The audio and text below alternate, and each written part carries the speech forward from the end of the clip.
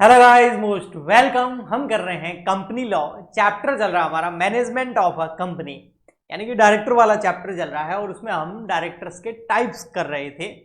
Last lecture के अंदर यानी कि लेक्चर नंबर 4 के अंदर मैंने आपको फर्स्ट डायरेक्टर के बारे में बहुत अच्छे से समझाया था, यानी कि सेक्शन नंबर 152 हमने बहुत अच्छे से समझा था कि जो फर्स्ट डायरेक्टर होता है वो कैसे अपॉइंट किया जाता है। ठीक है, तो ये कर लिया हमने।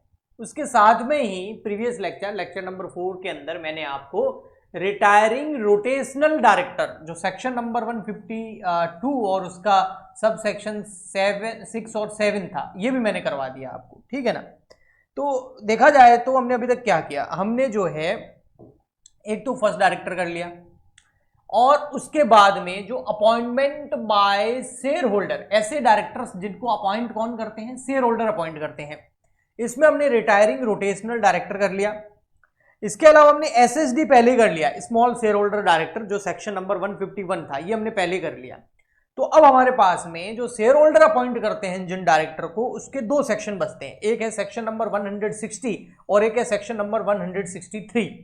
तो आज के लेक्चर के अंदर हम सेक्शन नंबर 160 यानी कि फ्रेश कैंडिडेट सेक्शन कर रहे हैं। एक्चुअल में ये जो सेक्शन नंबर 160 है ना, इसका कोई हेडिंग नहीं है ऐसा, ये फ्रेश कैंडिडेट तो मैंने खुद ने बनाया है। अब क्या है मैं आपको बताता हूं, मैं आपको समझाता हूं, तो देखो समझना अच्छे से।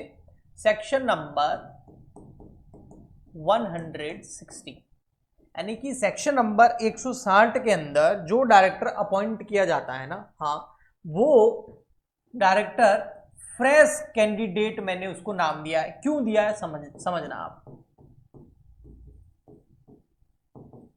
ठीक है, क्योंकि ये जो डायरेक्टर होता है ना, जो सेक्शन नंबर 160 के अंदर शेयर होल्डर अपॉइंट करते हैं, तो fresh candidate director appointed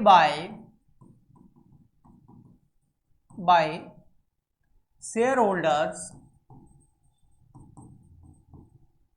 in AGM annual general meeting, और ये कौन होते हैं, अदर देन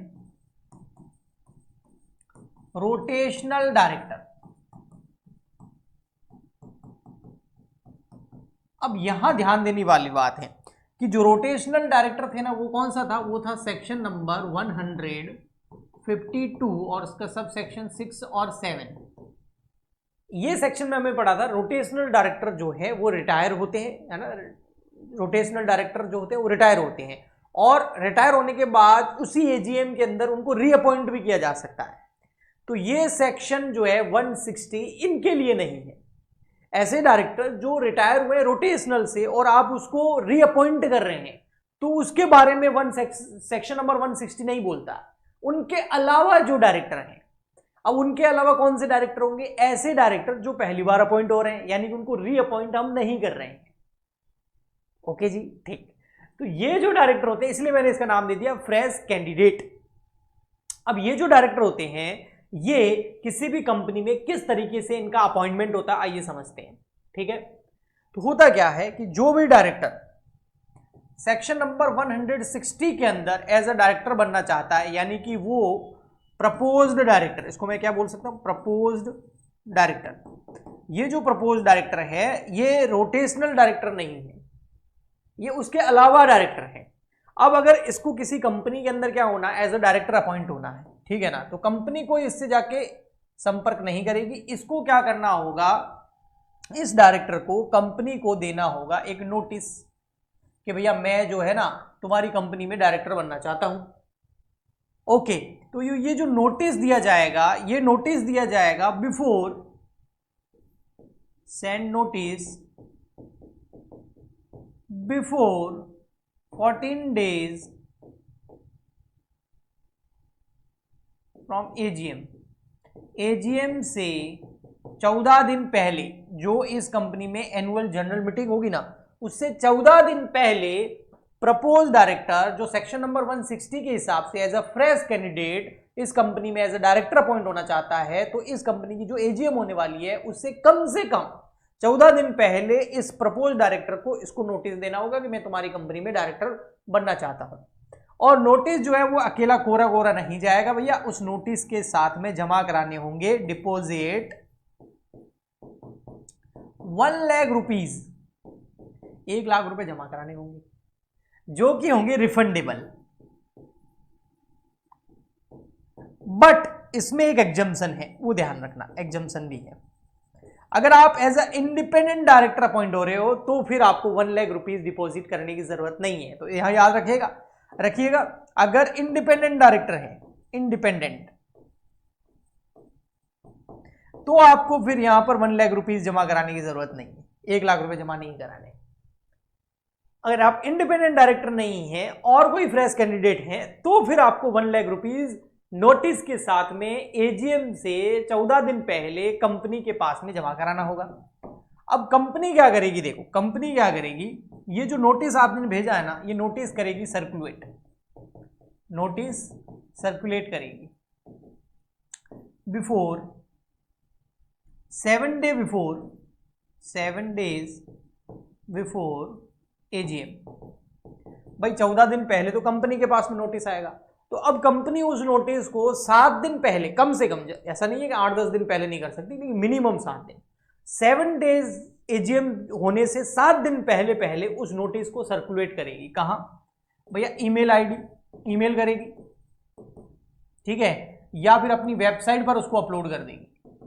इसके अलावा जो न्यूज़पेपर है उसके अंदर उसको छाप देगी, प्रिंट करवा देगी, ताकि सभी जो शेयर होल्डर्स है उनको ईमेल करेगी ना, और वेबसाइट पर भी शेयर होल्डर डाउनलोड कर सकते हैं, न्यूज़पेपर में पढ़ सकते हैं, तो शेयर होल्डर तक वो नोटिस चला जाए, ताकि 7 दिन पहले जाएगा ना तो शेयर होल्डर उस नोटिस को पढ़ेंगे और समझेंगे कि भाई ये जो डायरेक्टर है, प्रपोज डायरेक्टर, जिसने नोटिस दिया है कि मैं तुम्हारी कंपनी में as a fresh candidate director बनना चाहता हूँ एज पर सेक्शन नंबर 160, तो फिर ये डायरेक्टर एलिजिबल है या नहीं, उस हिसाब से वो अपना मन बनाएंगे कि इसके फेवर में वोट देना है या नहीं देना है, क्योंकि शेयर होल्डर एजीएम के अंदर वोटिंग के थ्रू ही इसको अपॉइंट करेंगे। तो पहले उनके पास नोटिस आएगा, तभी तो उसके बाद उसके लिए अच्छे से रिसर्च करके उसके ऊपर डिसीजन ले सकते हैं कि इसको हमें डायरेक्टर बनाना है या नहीं बनाना है। ओके, चलो 14 दिन पहले, 7 दिन पहले हो गया। अब क्या करना है, अब भैया यहां पर होगी आपकी डेट आ जाएगी एजीएम की। अब होगी आपकी एजीएम, एनुअल जनरल मीटिंग। अब जनरल मीटिंग के अंदर सारे शेयर होल्डर आएंगे और इस प्रपोज डायरेक्टर को क्या करेंगे, वोट करेंगे। अब वोट करने का मतलब है कि भैया इसको अपॉइंट करना है या नहीं करना है, वो डिसीजन लिया जाएगा। तो जब इसके फेवर में वोट करते हैं और अगर ऑर्डिनरी रिजोल्यूशन या तो पास हो जाएगा, नहीं होगा, यानी कि इसके फेवर में अगर 51% वोट आ गए तो इसको हम एज ए डायरेक्टर अपॉइंट कर लेंगे, है ना। और अगर इसके फेवर में नहीं आए, जो डायरेक्टर, प्रपोज डायरेक्टर ना, जिसने 1 लाख रुपए जमा कराए, नोटिस दिया है, उसको ही वोट कर रहे हैं हम, अगर उसके वोट में फेवर आ गए 51% तो ओआर पास हो जाएगा, उसको अपॉइंट कर देंगे। और अगर ओआर पास नहीं हुआ, यानी कि 51% से वोट कम आए और ओआर पास नहीं हुआ, तो क्या होगा, तो इसको डायरेक्टर के लिए अपॉइंट नहीं करेंगे, एज अ डायरेक्टर इसको अपॉइंट नहीं करेंगे। तो ओआर क्या हो गया, पास या फिर नॉट पास, दो ही सिचुएशन होगी, और तो क्या होगी, ठीक है। अगर ओआर पास हो जाता है, बिल्कुल 51% से ज्यादा जो शेयर होल्डर है वो चाहते हैं कि ये डायरेक्टर बन जाए हमारी कंपनी का, तो हम क्या करेंगे, step appointed as a director, ये डायरेक्टर बन जाएगा। अच्छा, डायरेक्टर बनने के बाद में 2 काम होंगे। फर्स्ट, 1 लाख रुपीज रिफंड कर दो इसको, 1 लाख रुपीज रिफंड कर देंगे, ले जाओ भाई तुम्हारे 1 लाख रुपए रिफंड, क्योंकि वो सिक्योरिटी अमाउंट था, ठीक है।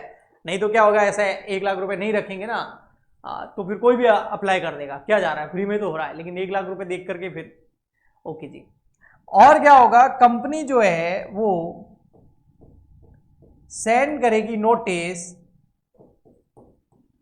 या कंपनी सेंड, या कंपनी फाइल, ऐसा भी लिख सकते हैं, सेंड जरूर नहीं है, कंपनी फाइल DIR 12 किसको, to ROC, registrar of company, within 30 days from appointment.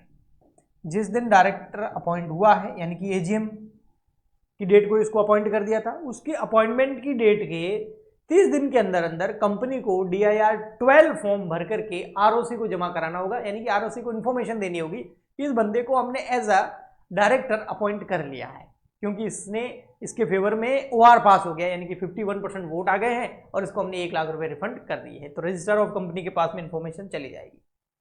मान लेते हैं OR पास नहीं हुआ, क्योंकि OR पास होने के लिए तो 51% से ज्यादा वोट आते हैं, लेकिन चलो 51% से कम वोट आए तो कितने आए, अगर वोट जो है वो 25% से ज्यादा आए हैं तो इसको हम डायरेक्टर अपॉइंट करेंगे, नहीं, डायरेक्टर तो नहीं बन पाएगा, बट इसके जो 1 लाख रुपीज है, हाँ, वो रिफंड हो जाएंगे, वो रिफंड हो जाएंगे भैया, 25% वोट बहुत होते हैं। अगर वोट आए हैं लेस देन 25% तो फिर ना तो डायरेक्टर बनाएंगे, भैया डायरेक्टर नहीं बन सकता तू, और ना ही 1 लाख रुपीज रिफंड होगी। आया समझ में? अब एक और चीज, थोड़ी सी एग्जम्पशंस हमें इस सेक्शन में करनी है, बट उससे पहले अगर आपको स्क्रीनशॉट लेना है तो आप ले लीजिए, एक तो ले लीजिए यहां तक, ठीक है, और एक ले लीजिए फिर ये वाला AGM वाला, ओके। अब देखो, अब कौन सी एग्जम्पशन है सर, जो सेक्शन नंबर 160 है ना, वो हर कंपनी पे अलाउ नहीं होता है। Section 160 does not apply. कौन कौन सी कंपनी? गवर्नमेंट कंपनी पे अलाउ नहीं होता है। गवर्नमेंट कंपनी सेक्शन नंबर 160 के हिसाब से जो है डायरेक्टर्स को अपॉइंट नहीं कर सकती। Subsidiary of government company, government company की जो सब्सिडरी कंपनी है ऑफ गवर्नमेंट कंपनी, वो भी इस सेक्शन का इस्तेमाल करके डायरेक्टर को अपॉइंट नहीं कर सकती। प्राइवेट कंपनी भी नहीं कर सकती, प्राइवेट कंपनी भी नहीं कर सकती। तो सर कर कौन सकता है भाई? पब्लिक कंपनी कर सकती है, और तो कौन कर सकता है? एक इसमें और थी, सेक्शन 8 कंपनी, वो भी नहीं कर सकती। हाँ, सेक्शन 8 कंपनी, सेक्शन 8 कंपनी जो नॉन फॉर प्रॉफिट कंपनीज होती है ना, वो भी इस सेक्शन का इस्तेमाल करके डायरेक्टर को अपॉइंट नहीं कर सकती। इसके अलावा IFSC पब्लिक कंपनी, कौन सी पब्लिक कंपनी? IFSC, इसका फुल फॉर्म है इंटरनेशनल फाइनेंशियल सर्विस सेंटर। तो IFSC में जो पब्लिक कंपनीज हैं इस सेक्टर में, वो भी सेक्शन नंबर 160 के हिसाब से डायरेक्टर को अपॉइंट नहीं कर सकती। तो इसका मतलब कौन कर सकती है? इन सब के अलावा जो भी कंपनीज है वो इस सेक्शन का यूज कर सकती है। अब वो बच गई आपकी other than IFSC public company, listed company, okay. तो वो कंपनीज इसका, इस सेक्शन का यूज करके डायरेक्टर को अपॉइंट कर सकती है, एज ए फ्रेश कैंडिडेट को अपॉइंट कर सकती है। तो आई होप आपको अच्छे से समझ में आ गया होगा। नेक्स्ट लेक्चर के अंदर हम सेक्शन नंबर 163 करेंगे। आज भी ले रहे हैं, मिलते हैं नेक्स्ट लेक्चर में, तब तक के लिए goodbye and thank you.